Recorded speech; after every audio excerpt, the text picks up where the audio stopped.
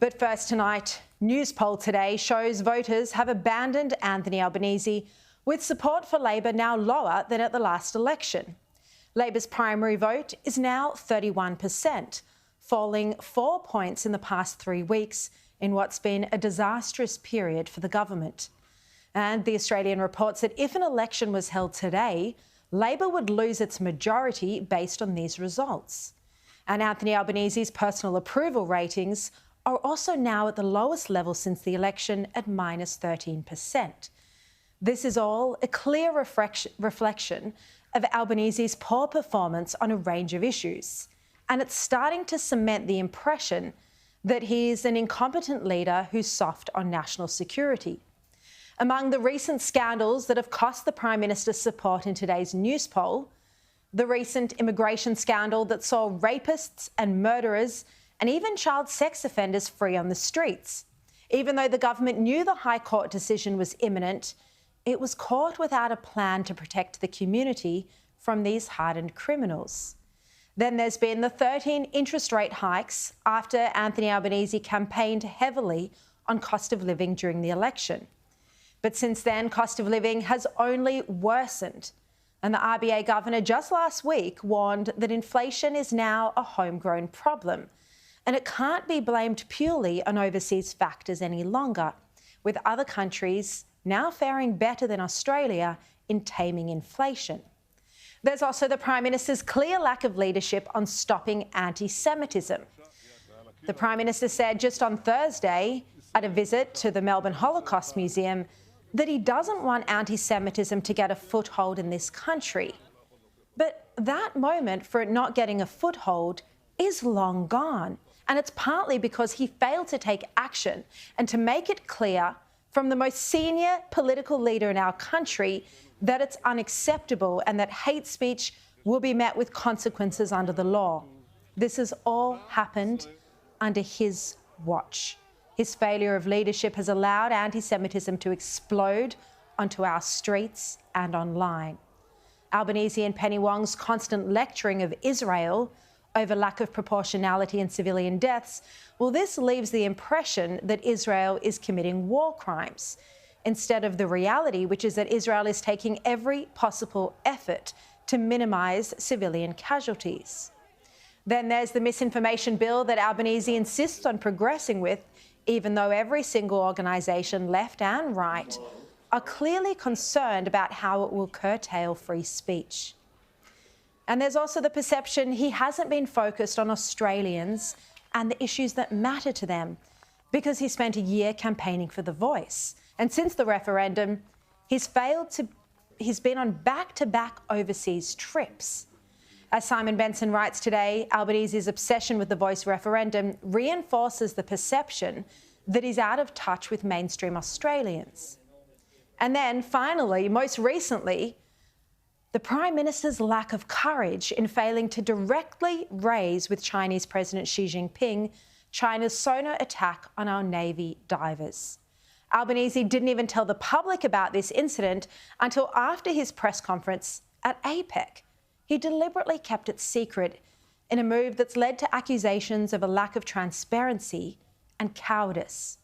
Now, Peter Dutton raised this issue at the start of Question Time today, and he had to ask the question several times as the Prime Minister avoided answering it. Did the Prime Minister personally raise the serious issue of our sailors being harmed with President Xi?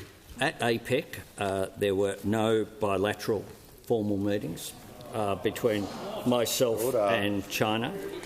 I had a range of conversations, private conversations with people at APEC, and one of the things that characterises good diplomacy and foreign policy is that when you have a private conversation, just like when I have a private conversation with the Leader of the Opposition, Mr Speaker, when I have a private conversation with the Leader of the Opposition, it stays private.